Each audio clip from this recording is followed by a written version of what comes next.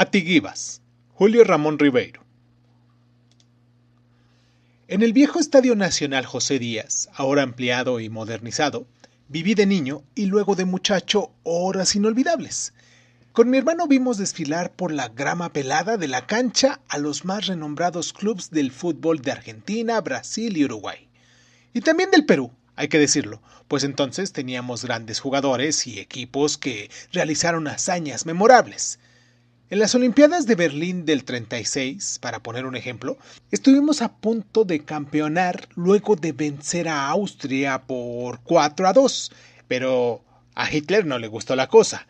Que negros y zambos de un país como el Perú derrotaran a rubios teutones era para él no solo un traspié deportivo, sino un revés ideológico.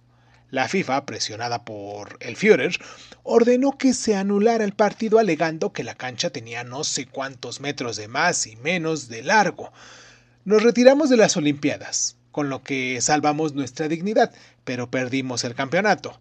En esa época, cuando venía un equipo extranjero, había que ir al estadio a las 10 de la mañana si uno quería encontrar sitio en las tribunas populares.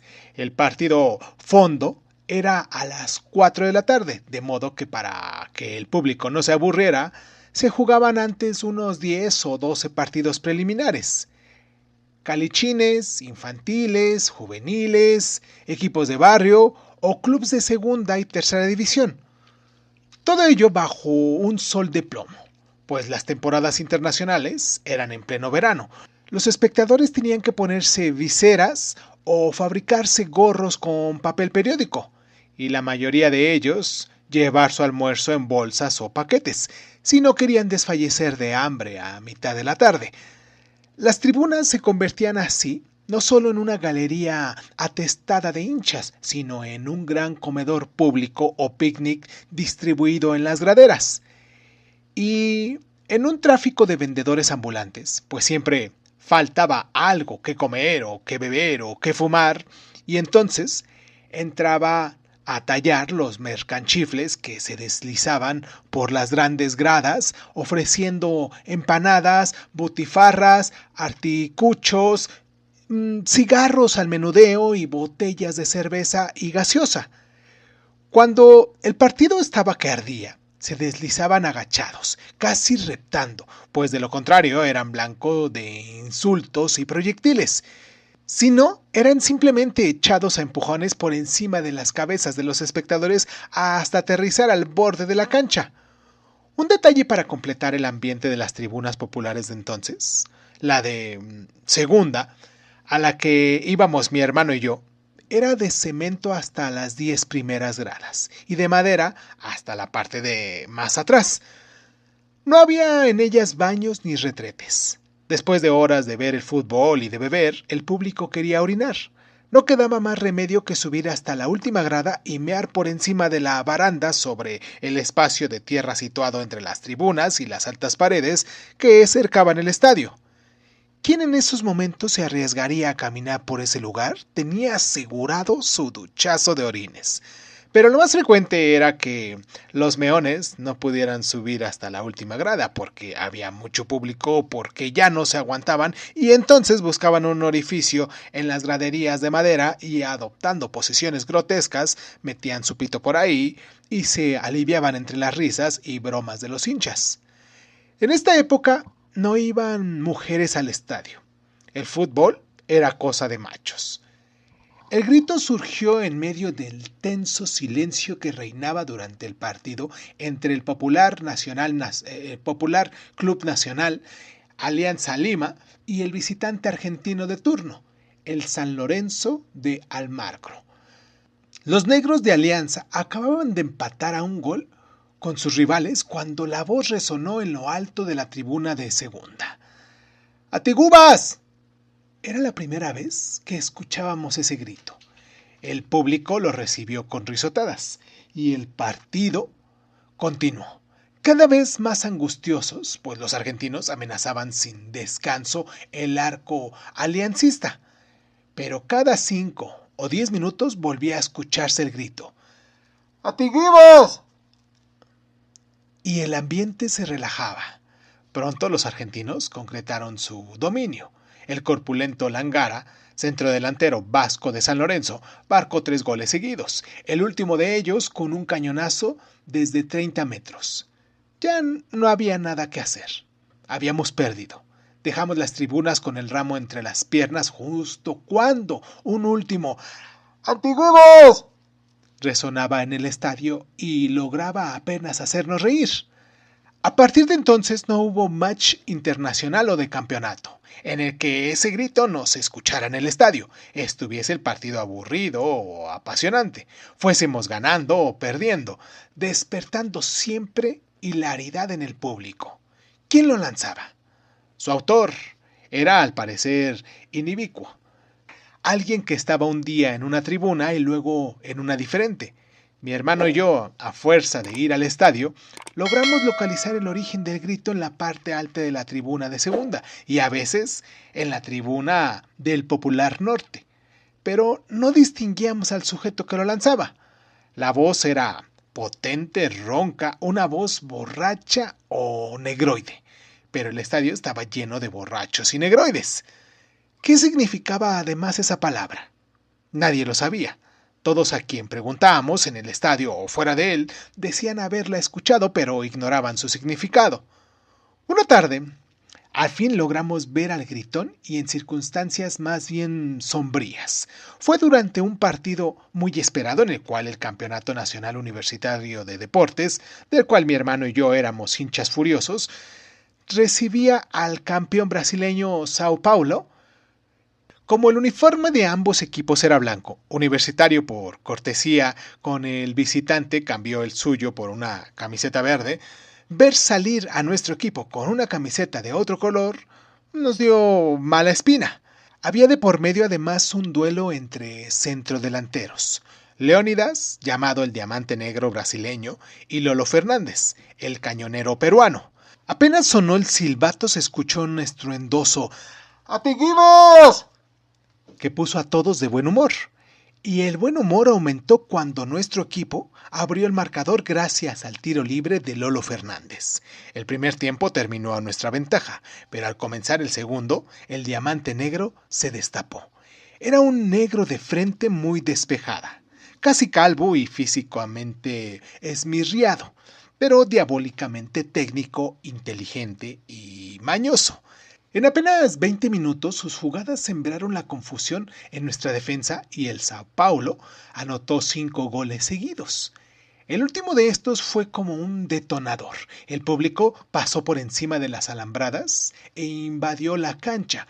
No se sabía si para agredir a los brasileños o para linchar a los peruanos. El árbitro dio por terminado el partido y ambos equipos huyeron hacia los camerinos custodiados por la policía. Fue entonces cuando sonó un atiguías lastimero en medio de las graderías que se despoblaban y pudimos ver en lo alto de la tribuna de segunda, nuestra tribuna, a un mulato bajo, regordete, de abundante pelo sambo, que hacía bocina con sus manos y lanzaba un postrero atiguivas. Justo cuando fanáticos de la mala entraña hacían fogata con los periódicos. Las tribunas de madera empezaban a flamear y nosotros teníamos que abandonar el estadio a la carrera. No solo las fogatas nos impidieron esa tarde acercarnos al mulato gritón, sino el aburrimiento. ¿Quién no conoce las tristezas deportivas? No conoce nada de tristezas. Esa vez, como muchas otras veces, salimos del estadio con la muerte en el alma. Desesperados de la vida, sin saber cómo podríamos consolarnos del fracaso de nuestro equipo. Éramos aún muy chicos para buscar olvido en las cantinas y por supuesto no lo bastante maduros para encajar filosóficamente una derrota.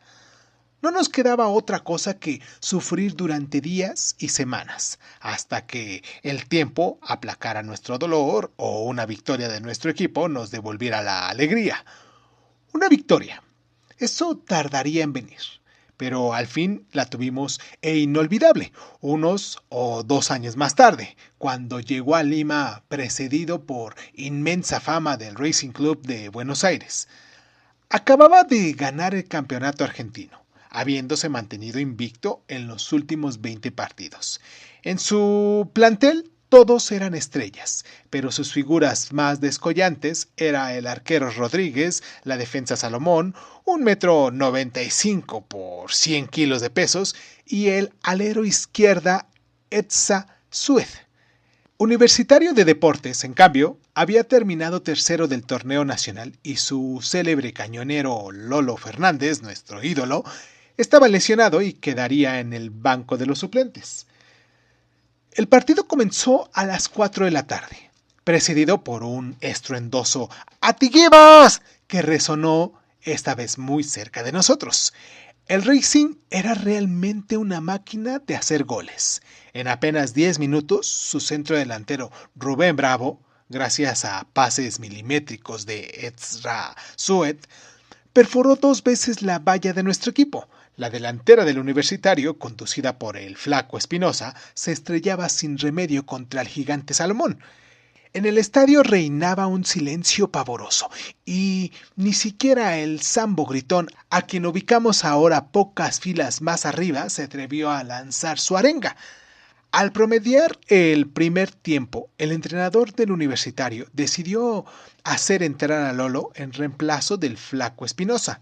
Su aparición en el campo, con su redecilla en la cabeza y un ancho vendaje en el muslo, despertó aplausos atronadores y un alentador ¡Atiguivas!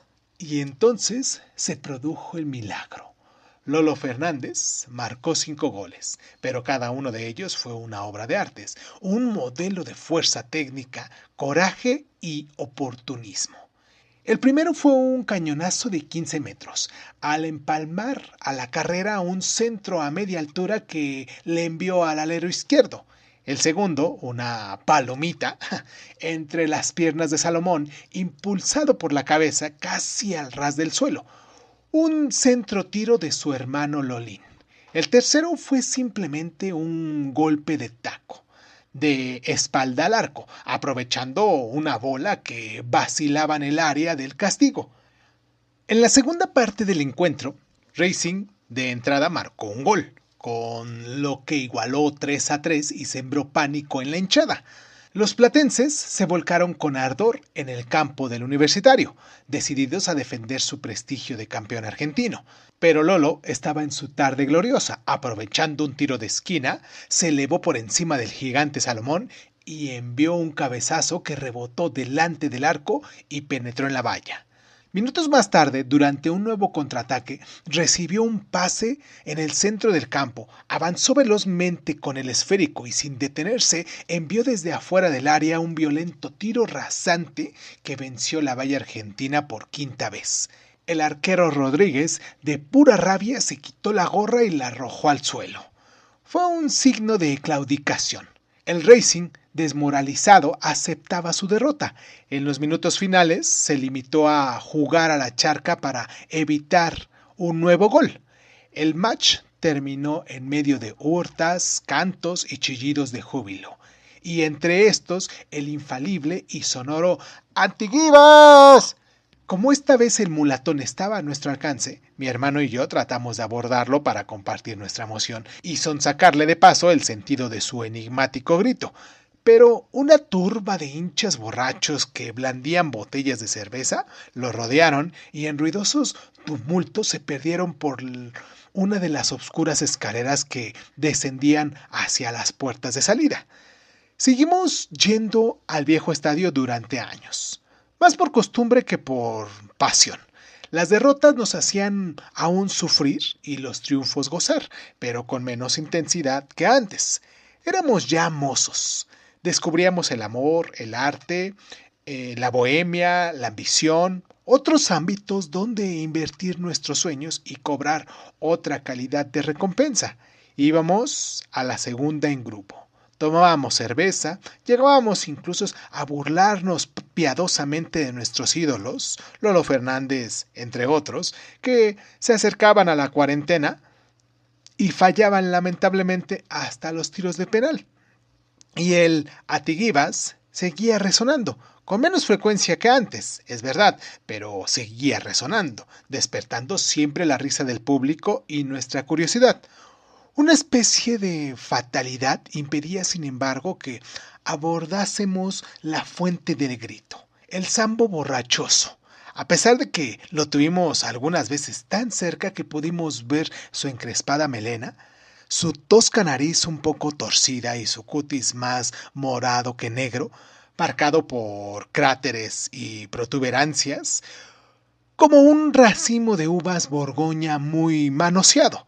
Gresca, tranca y llegada a la segundilla, público al que se le abrían las puertas del estadio media hora antes de terminar el partido y que se inundaban las tribunas de segunda, lo sacaron siempre de nuestra órbita. Es así que terminó por no ir más al estadio y luego por abandonar el país sin haber podido resolver el secreto de ese grito. Muchos años más tarde, en uno de mis esporádicos viajes al Perú, me aventuré por el Jirón de la Unión, convertido ya en calle peatonal atestada de ambulantes cambistas, vagos y escaperos. Me abrí paso difícilmente entre la muchedumbre cuando divisé en el atrio de la Merced a un pordiosero de pie al lado del pórtico con la mano extendida. Su rostro me dijo algo. Esa nariz asimétrica, esa pelambre ensortijada ahora grisácea y sobre todo ese cutis morado violáceo como de carne un poco podrida. Acabáramos. Era Artiguibas. La ocasión al fin de abordarlo, de acosarlo y de averiguar el significado de esa palabra que durante años traté en vano de conocer. Me salí del río de peatones y me acerqué al mendigo que, según noté, tenía un pie envuelto con un espeso vendaje sucio. Al sentir mi presencia alargó más la mano cabizbajo. Alguito, no más para este anciano enfermo. Su voz ronca era inconfundible. Inclinándome, le murmuré al oído. ¡Atiguibas! Fue como si lo hubiera hincado con un alfiler. Dio una especie de respingo y levantó la cabeza, mirándome con los ojos muy abiertos. No me digas que no, continué. Te conozco desde que iba al estadio de chiquito. La tribuna de segunda, allá arriba. ¿Cuántas veces te he oído gritar? Pero ahora... ¿Cuántas veces te he oído gritar? Pero ahora me vas a decir lo que quiere decir Atiguibas. He esperado más de 20 años para saberlo. El mulato me observó con atención y alargó más la mano. Sí, pero si me sueltas unos verdes. Tenía en el bolsillo un billete de $5 y otro de 100. Le mostré el de 5. Hizo un gesto negativo con la cabeza. $20. Protesté diciendo que eso era una estafa, que si no fuera porque estaba en Lima, de paso, no le hubiera ofrecido ni un solo dólar, pero el mulato no cesó. Bueno, dije al fin. Voy a cambiar esos $100. Espérame aquí. El mulato me retuvo. Esos cambistas son de la mafia. Venga conmigo acá adentro. Yo conozco al sacristán. Él paga bien. Entré a la iglesia guiado por él, que se desplazaba sin mucha dificultad a pesar de su pie vendado. El templo a esta hora estaba casi vacío, frecuentado solo por algunos turistas y beatas e iluminado por los cirios que titilaban entre algunas imágenes. Paseamos delante de varios confesionarios desiertos hasta llegar a una puerta lateral que estaba entreabierta. ¿Tiene el billete ahí? Me espera un instante. Le entregué los $100 y di unos pasos hacia el sagrario para apreciar de más cerca las tallas barrocas del templo mayor, pero a los pocos metros me detuve atenazando por la sospecha y volví rápidamente hacia la sacristía. En esa pieza no había nadie, ni tampoco en la contigua, ni en la siguiente que, por una pequeña puerta, reconducía a la nave lateral. Ya ni valía la pena echarse a buscar al mulato, que no era ni cojo ni mendigo. De pura cólera lancé un estruendoso atiguibas que resonó en todo el templo, alarmando a las viejas dobladas de sus reclinarios. Y creí comprender el sentido de esa palabra, cuando al salir de la iglesia me sorprendí diciéndome que ese mulato pendejo me había metido su atiguibas.